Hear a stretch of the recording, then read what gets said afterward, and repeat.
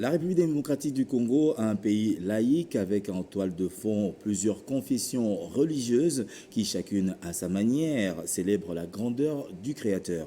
L'avènement des églises de réveil ici en République démocratique du Congo a donné lieu à d'autres formes de célébration. Comment devrait se dérouler un culte? Quelles sont les attitudes à afficher? C'est autour de cette question que votre magazine L'Invité va s'entretenir avec le pasteur Roger Bouleli-Isaac, à qui je dis bienvenue. Merci beaucoup. C'est un réel plaisir de partager avec vous ce plateau. Et d'entrée de jeu, j'aimerais quand même que vous nous parliez brièvement de votre appel au Seigneur et ce qui fait de vous aujourd'hui un pasteur. Merci beaucoup. Normalement, je connais le Seigneur depuis les années 80. Je suis sorti des Assemblées des Dieux. Donc, j'ai œuvré auprès du pasteur Nkelani Pata Charles. Et après, je suis passé par les églises Centre évangélique francophone La Borne. Et ce n'est qu'après, je suis parti, en tout cas, exercer mon ministère auprès d'un pasteur au niveau de l'Angola, qui n'est plus de ce monde, le pasteur Nzazi Mabidi Pedro. Donc, ça fait vraiment un bon bout de temps que j'ai commencé seul à essayer de mettre en place tout ce qui est l'œuvre des dieux. Donc, j'ai une expérience de plus de 25 ans dans le ministère. Dans le ministère, c'est bien dit. Alors aujourd'hui, on parle le plus souvent de culte. Si pas pour ce magazine, nous parlons du culte. Alors, c'est quoi tout d'abord un culte? Voilà, le culte, s'il faut regarder dans la Bible, c'est Dieu qui a demandé à Moïse. Il leur a dit, dis au peuple d'Israël, tu vas demander auprès de Pharaon que le peuple sorte pour, au fait, faire un culte dans le désert. Quand nous disons un culte, c'est parce que c'est tout autour d'un nom, c'est tout autour d'un sacrifice, c'est tout autour d'une personne, et cette personne, c'est l'Éternel. Ça, c'était du temps de Moïse. Maintenant, au fur du temps, quand Israël a compris le culte qui était au fait de sacrifice des animaux, maintenant, quand Jésus-Christ est venu, lui qui incarnait en fait l'animal, donc l'agneau des dieux qui ôte le péché du monde, tous ceux qui croient maintenant en Christ et Jésus, ils ont en fait cet animal-là qui fait en fait l'objet du culte.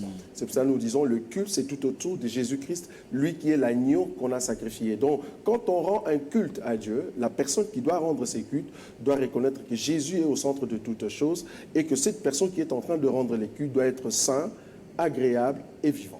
Alors, vous avez parlé de sacrifice qui, je pense, est banni, oui, lorsque Jésus s'est donné comme sacrifice, mais il y a encore d'autres étapes. On parle généralement d'offrande, on parle également de l'éducation. Alors, signifiez-nous un peu ces différentes étapes oui, qui servent à un culte. Merci beaucoup. En fait, le culte que vous êtes en train de détailler, c'est ça ce que moi j'appelle un faux culte. Parce que le vrai culte, comme j'ai essayé de le mentionner ici, selon le livre de Romains, Romains chapitre 12, le premier verset, là on nous montre que le culte a 3 éléments. Et ce culte-là est éternel. Ce n'est pas un culte éphémère ou un culte hebdomadaire. Mais vous allez remarquer que dans nos églises, communément appelées églises de réveil ou des ensembles, partout dans le monde, que ce soit aux États-Unis, que ce soit nous qui sommes en Europe, que ce soit ceux qui sont ici au Congo, vous allez remarquer qu'ils ont une seule manière de célébrer les cultes. Malheureusement, ils commencent tous, soyez le bienvenu dans la maison des dieux. C'est déjà faux. On ne peut pas venir dans la maison des dieux. Nous sommes la maison des dieux. Je suis les temples du Saint-Esprit. Je ne peux pas venir dans la maison des dieux. Je suis au fait la maison des dieux qui se déplace parce que le Seigneur habite en moi. Même Paul va évoquer une écriture quand il dit par exemple que ce n'est plus moi qui vis, c'est Christ qui vit en moi. Dans le Christ qui est éternel, qui vit en nous, je deviens les temples des dieux et je marche avec Dieu. Donc c'est moi en fait les temples. Nous ne venons pas dans le temple des dieux, nous ne venons pas dans la maison des dieux, mais je suis la maison des dieux. Plus grave encore, ils vont terminer cette partie, ils vont dire, bon écoutez, nous allons demander pardon. C'est comme ça que ça se passe. Nous allons demander pardon à Dieu. C'est comme si tout le monde qui était venu, ils ont en fait accumulé leurs péchés, ils ont mis dans un panier, et ce n'est que le dimanche. L'homme qui s'est dit modérateur, il va essayer maintenant d'amener ses âmes auprès de Dieu pour que Dieu puisse les pardonner. Je me dis, non, nous ne pouvons pas venir les dimanches pour demander pardon. Un enfant de Dieu, quand tu tombes, tu reconnais le mal que tu as fait. C'est comme si je connais une personne et que je lui dis, écoute, je ne vais pas te demander pardon maintenant, attends jusqu'à ce qu'on sera de l'autre côté. C'est pas juste. Dès que je cogne, dès que je fais un mal, je demande pardon. C'est comme ça qu'il faut voir les choses. Donc, on ne demande pas le pardon le dimanche, mais c'est quand on tombe, directement on demande pardon. Donc, je ne peux pas accumuler mes péchés pour demander le dimanche. Et après cette étape, ils vont dire, bon, écoute, comme nous avons demandé pardon, Oh, le pardon ne suffit pas. Le pardon ne suffit pas. Il faut maintenant invoquer le sang de Jésus. Ça, c'est grave. C'est grave, pourquoi? Parce que je me dis, ou soit ils n'ont pas compris c'est quoi le sang de Jésus. Un enfant de Dieu ne peut pas invoquer le sang de Jésus. Pourquoi? Parce que la Bible dit que le sang, c'est l'âme de l'animal. Dans une écriture, dans le livre de Lévitique, chapitre 17, je suis en train ici d'évoquer des écritures pour ne pas le citer rapidement. En fait, dans le livre de Lévitique, chapitre 17, le verset 13, la Bible nous dit, quand tu vas en la chasse et que tu trouves un animal, tu dois d'abord l'égorger et son sang, tu dois couvrir de la poussière. Remarquez dans Genèse chapitre 3, le verset 14 et 19, là, la Bible est en train de nous expliquer une histoire quand l'homme avait péché.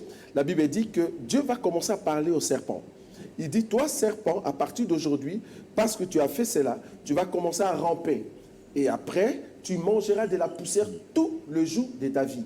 Mais dans le verset 19, il descend, il dit à l'homme, parce que tu as suivi la voie de ta femme, à partir d'aujourd'hui, tu retourneras dans la poussière parce que tu es poussière. Mais c'est grave, c'est contraste.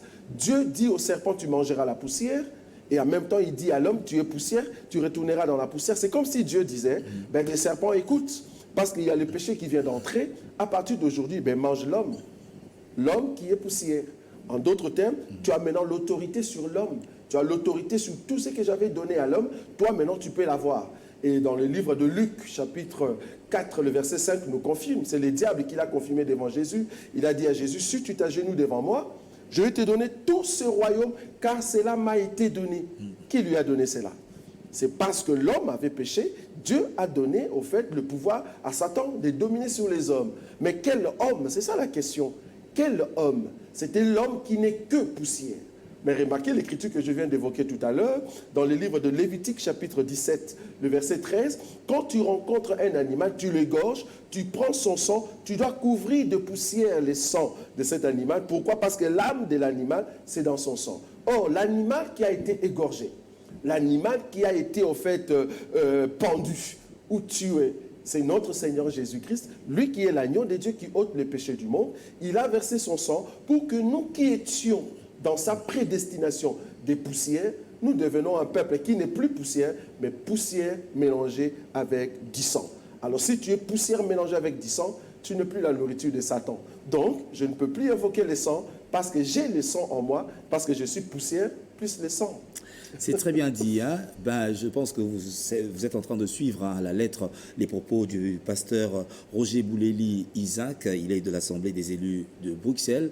Et oui, il partage avec nous ce plateau. Alors, quelle est l'importance justement de l'offrande durant le culte? L'offrande, au fait, je me dis, est-ce que l'offrande de notre Seigneur Jésus ou l'offrande, la participation de tout un chacun de nous? En fait, vous allez remarquer que au cours du début de l'Église, quand Dieu a dit par le biais du Saint-Esprit que le disciple devait commencer l'assemblée, vous allez comprendre que cette église a commencé avec beaucoup de problèmes parce qu'ils avaient un souci. Parce qu'au départ, il y a eu du coup 3000 personnes. Et après, il y a eu 5000 personnes. Donc, il fallait trouver un endroit et comment héberger, au fait, ces gens-là. Et en même temps, il y avait de cultures qui étaient différentes. Il y avait des hellénistes avec des juifs qui étaient mélangés. Il fallait faire des distributions de biens. Donc, du coup, il fallait qu'il y ait cette manière de donner à Dieu. Alors, la Bible dit que tout le monde qui venait donner à Dieu, ils apportaient les offrandes ou leurs dons aux pieds des apôtres. Donc, les offrandes aident, au fait, l'Église à avancer financièrement et aussi avec des aides.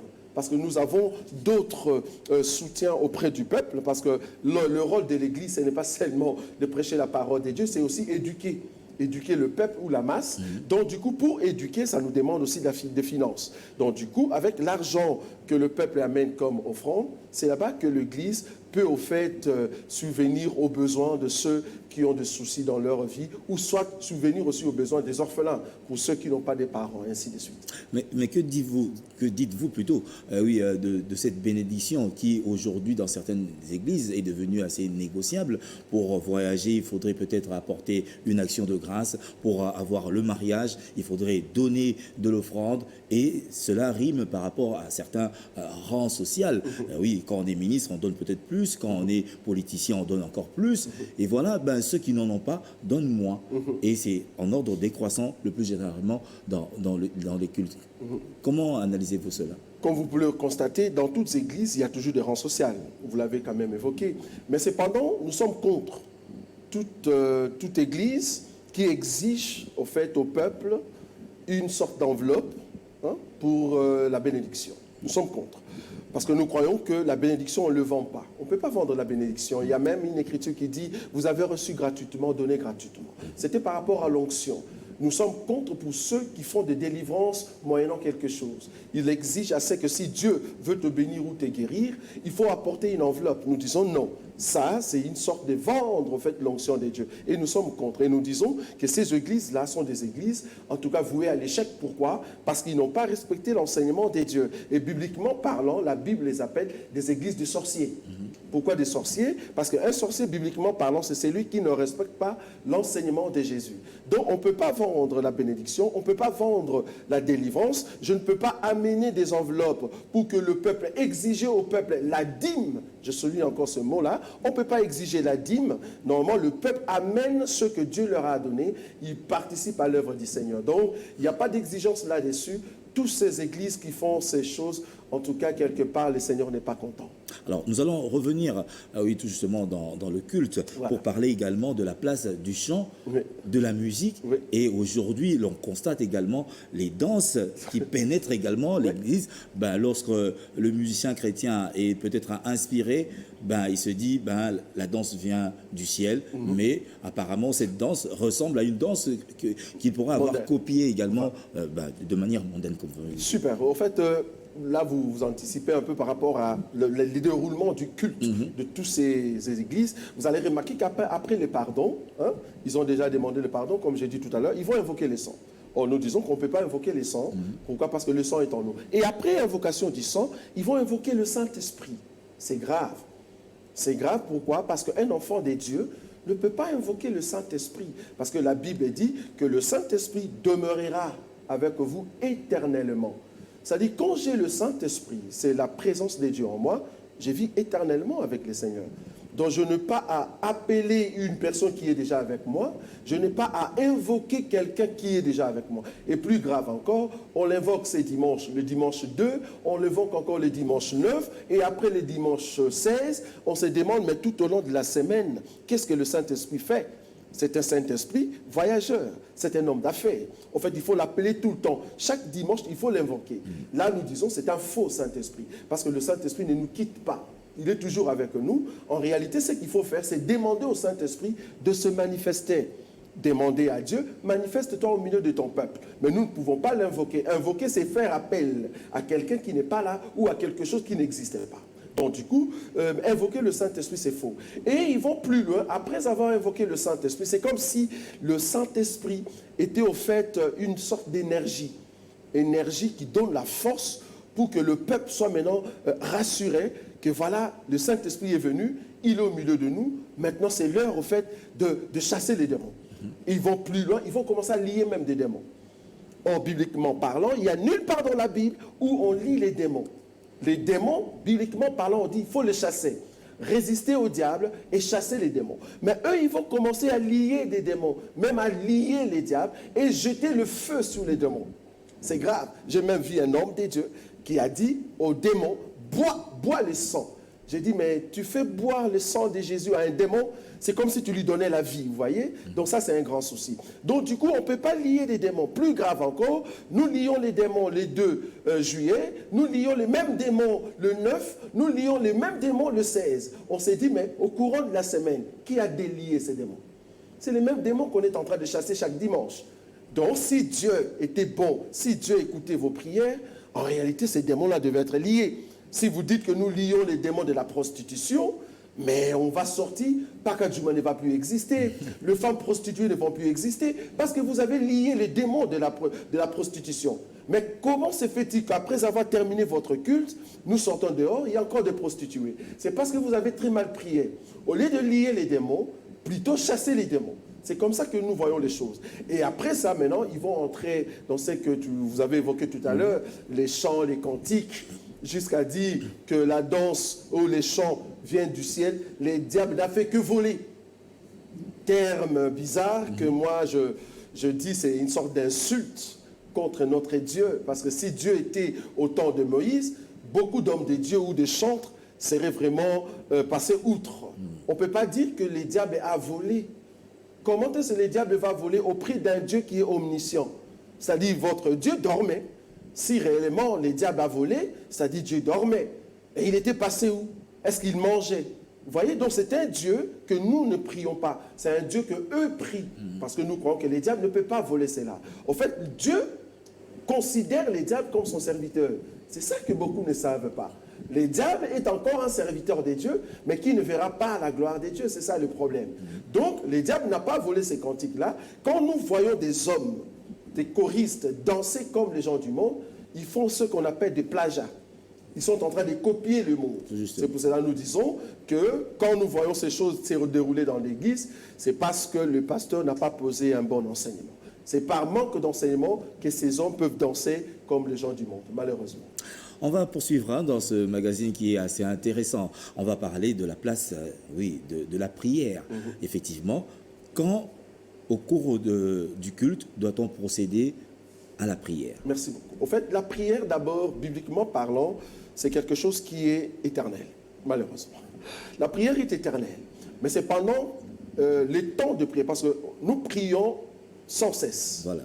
Nous prions sans cesse, et cette manière de prier sans cesse, ce ne sont pas des paroles, c'est une vie. C'est pour cela que nous soutenons la vie de prière, pas les temps de prière. Une personne qui est en Christ Jésus doit vivre la prière. C'est-à-dire, même quand tu dors, tu es dans la prière. C'est-à-dire, je suis dans la présence de Dieu. C'est ça la prière. Donc, je lève par des paroles inexprimables, dans la présence de Dieu, des paroles que les hommes n'entendent pas. Ma vie doit refléter la parole de Dieu. C'est là-bas que je suis dans une prière éternelle. Mais malheureusement, nous voyons des gens qui ont des temps de prière. Excusez-moi pour nos bien-aimés qui sont par exemple des musulmans. Eux, ils ont des temps de prière. Il y a d'autres qui font par exemple de séquences de prière. C'est-à-dire, je veux prier à 9 heures, je veux prier à 12 heures. C'est bien des temps de prière, mais ce qui est mieux, c'est avoir une vie de prière. Demeurez dans la présence de Dieu et le Seigneur va demeurer en vous. Parce que la Bible dit, il se laisse trouver par ceux qui le cherchent. Or, quand nous étions païens, nous étions en train de chercher Dieu. Mais depuis le jour que nous l'avons trouvé, il n'est plus parti. Il est toujours là. Donc, le fait que Dieu est là et qu'il me répond, je suis dans la prière éternelle. Alors, qui doit célébrer le culte? La célébration du culte, en fait, c'est tout enfant de Dieu. Parce que ceux qui rendent culte à Dieu, ce sont les enfants de Dieu. En fait, le culte, c'est un service où les enfants de Dieu viennent auprès de leur papa pour leur dire, voilà, je me donne comme un sacrifice. Je veux continuer à être vivant. Quand je parle ici d'être vivant, ce n'est pas le fait de respirer. Bibliquement parlant, une personne qui est vivante, ce n'est pas une personne qui respire. Non, loin de là. La Bible dit, celui qui n'a pas le Fils n'a pas la vie. Donc, pour être vivant devant Dieu, c'est avoir le Fils de Dieu. Donc, le culte ici, ceux qui vont célébrer les cultes, c'est toute personne qui est vivante en Christ Jésus, c'est toute personne qui est agréable à Dieu et c'est toute personne qui est sainte. C'est ce que Romains chapitre 12, le verset 1er nous dit. Nous allons poursuivre. Alors, que dire des prédispositions pour un célébrant au cours d'un culte? Bon, en fait, ici, là, vous parlez de culte local. C'est ce que je comprends. Quand on est dans un culte local, on n'a pas besoin d'étaler ou faire une sorte d'hiérarchie. C'est-à-dire, je vais commencer là et je vais terminer par là. Non, on n'a pas besoin de ça. Parce que nous croyons que dans un culte, c'est le Saint-Esprit qui nous dirige. Je peux commencer par l'enseignement. Je peux commencer par un chant. Je peux commencer par prier, normalement. Donc, il n'y a pas une non, démarche il n'y a spécifique. pas une marche spécifique. Non. Ici, quand j'entre dans la présence, c'est comme si vous avez un papa. Vous n'allez pas me dire, quand tu te réveilles le matin, tu sais déjà, je vais lui dire bonjour. Après, bonjour, papa, qu'est-ce que tu as mangé? Après, papa, tu vas où? Non, ce n'est pas une sorte de caricature qu'il faut mettre en place avec des lignes bien suivies. Non, c'est vraiment mon papa et je suis à l'aise dans sa présence. Je parle comme je veux, mais je suis dans un culte éternel. Alors, pour terminer, oui, une question, parce que c'est d'actualité, la Covid-19. Oui, l'Église et la Covid, comment gérer cela? D'abord, la prophétie a été déjà dite, parce que le temps dans lequel nous sommes en train de passer maintenant dans le monde, c'est au fait le temps des 4 cavaliers.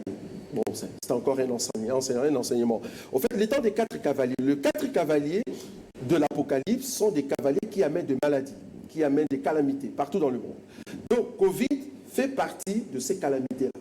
Mais est-ce qu'il faut dire que c'est Covid, c'est au fait le 666 comme beaucoup le disent? Nous disons non. Ce n'est pas encore le 666, c'est au fait l'emplacement, le mécanisme que la bête, l'ennemi, est en train de mettre en place parce qu'il viendra encore après. Après Covid, il y aura d'autres maladies qui vont venir qui seront pires que Covid. Et ces maladies, quand ça va apparaître dans le monde, il se pourrait que nous ne serons plus là. En tout cas, nous, les enfants des dieux, parce que nous irons à l'enlèvement. Ce n'est qu'après l'enlèvement, il y aura des temps fâcheux, comme la Bible le dit, et les hommes vont passer très mal. C'est là-bas qu'ils vont vraiment exiger, parce que tu ne peux pas bouger sans pour autant avoir vraiment le vaccin. Et ce vaccin sera obligatoire à telle enseigne que même dans des provinces, ils vont passer dans des temps très difficiles. Il n'y aura personne qui va échapper à cela, parce que ça sera le temps des ténèbres où la bête va régner. Donc pour le moment, Covid, c'est juste le sait. Donc pour ceux, en tout cas, c'est ce que nous sommes en train de prêcher, pour ceux qui aimeraient avoir le vaccin, si seulement vous avez contrôlé que dans le composant de ces médicaments, il n'y a pas quelque chose de farouche, il n'y a pas quelque chose qui peut déranger, vous pouvez les prendre. Mais cependant, si Dieu ne vous convainc pas de le prendre, mais ne le prenez pas. Donc, nous conseillons à nos bien-aimés de les prendre si seulement tu peux l'avoir. Voilà. Et voilà, c'est par ici qu'on va mettre un point final à cet entretien. Mais que retenir du culte et des actes cultuels? L'élément à retenir ici, toute personne qui se dit enfant de Dieu recherche la pureté, recherche la sainteté, d'être agréable à Dieu. Plus tu es agréable, plus tu es saint, tu es en train de faire un culte éternel. Maintenant, pour tout ce qui se passe dans ces églises, ce ne sont que de formalités. Ce sont des hommes qui l'ont formaté. Ils l'ont mis en place pour essayer d'organiser les hommes. Donc, je ne peux pas entrer dans ces domaines-là vu que c'est un faux culte. C'est que moi, je peux conseiller à tous nos bien-aimés qui vont nous suivre, en fait, tout au long de cette émission, recherchez la pureté du cœur, recherchez la parole de Dieu. Soyez saints et agréables, sentez une bonne odeur et Jésus-Christ va demeurer dans votre vie éternellement. Rechercher la sainteté de Dieu, c'est le mot-clé qui met fin à cet entretien avec le pasteur Roger Bouleli Isaac. Il est pasteur à l'Assemblée des élus de Bruxelles. À très bientôt pour un nouveau numéro.